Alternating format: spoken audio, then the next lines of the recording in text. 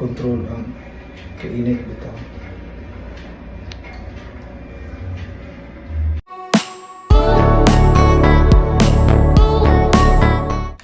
Ellen Adorna nagpa-therapy ngayon sa Cebu dahil sa kanyang slip disc at muscle spasm.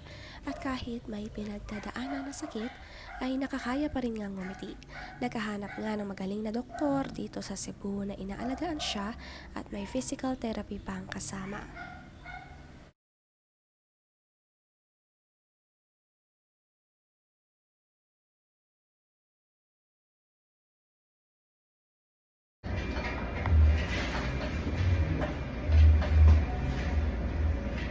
Basta tolerable na warm. Yes mo. Kung super init na din. Tingnan lang ko kaya ito kainahin. Kaya di man sad na ako ma-control ang kainit bitaw.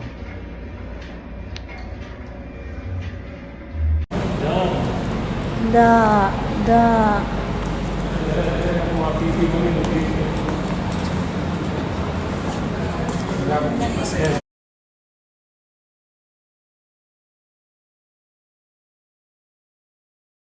Okay, uy, klaro, uy, nga na, sa Manila, uy.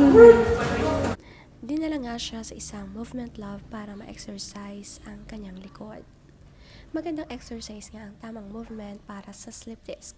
Hindi nga raw siya prepared at siya ay nakasandals lamang.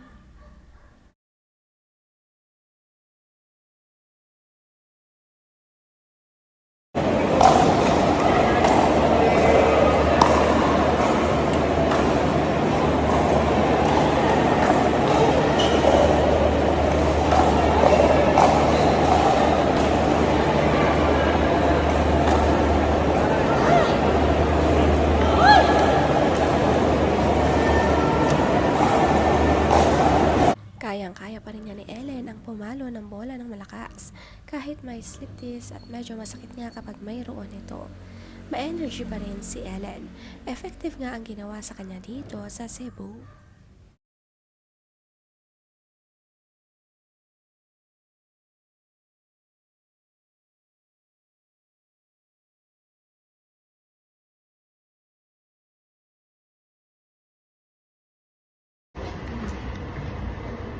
O da, kung ani kagwapo imong doktor, dapat maulian ako ha. Da.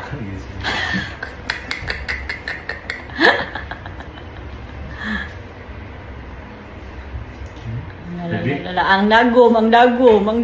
Very Okay, small. okay. Ano yan? Press na ako ha? 1, 2, 3. Aray. No. Bigid? Okay. O, irang ko. Ka-feel ka to? Nag-may gritty na sensation? Kanina? Aray, oy. Ka-feel ka na? Unsa man na? Sound no? Unsa na? Ibagtok siya. Kasi bagtok, oy. Ni na ba? Nagahi. Ay. Gahi kayo?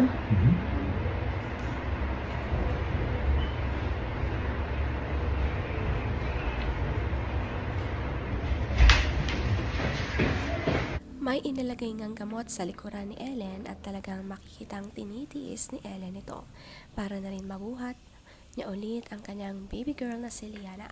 Mabuti na lang ay nakabakasyon ng baby at siya ay focused muna sa therapy.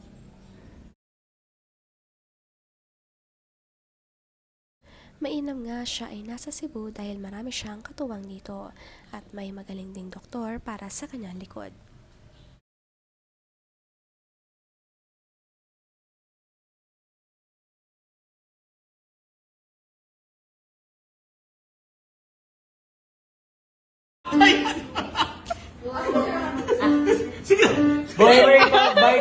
Bygones. Iba ang saya ni Ellen kapag nandito sa Cebu dahil nandito talaga ang kanyang mga closest friends kumpara sa Manila. At kahit naman masakit ang likod ay nagagawa pa ito.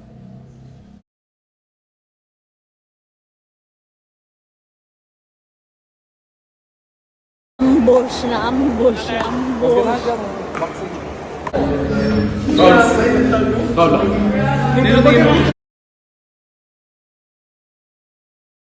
Mainam nga sa therapy center na ito ay kompleto, may kainan, may instructor na magtuturo, kaya pwede na rin nga lumipat sina Ellen dito sa Cebu.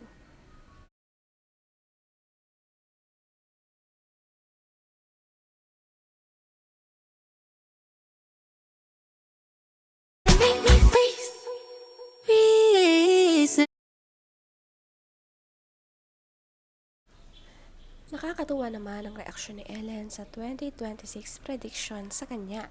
Proposal, marriage at babies. Hindi ka makapaniwala at ayaw ng araw niya ng ganito.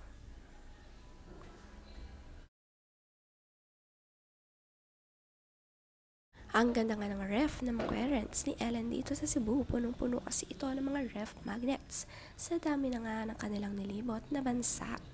At last year nga ay Pasko nila ay sa ibang bansa at hindi naman nakasama si Ellen dahil kapapanganak pa lang. Next year daw ay sasama na siya at nagpaplano na nga sila.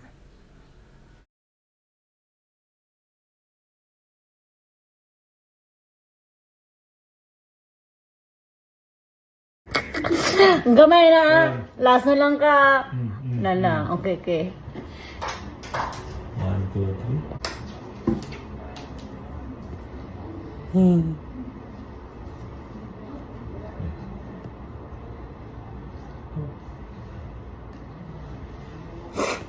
Kaniya? Uy, kadakuha na. Lala. Marami ang theraping pinagdadaanan si Ellen ngayong holidays. Mabuti na lang siya ay nasa Cebu. Maganda ang kanyang clinic na napuntahan at maalaga.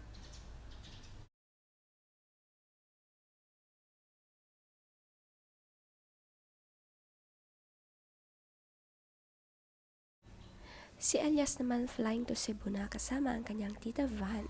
Si Van nga ang naghatid sa kanya sa Cebu at kinuha kina John Lloyd at excited na nga si Elias umuwi sa kanyang mama Ellen.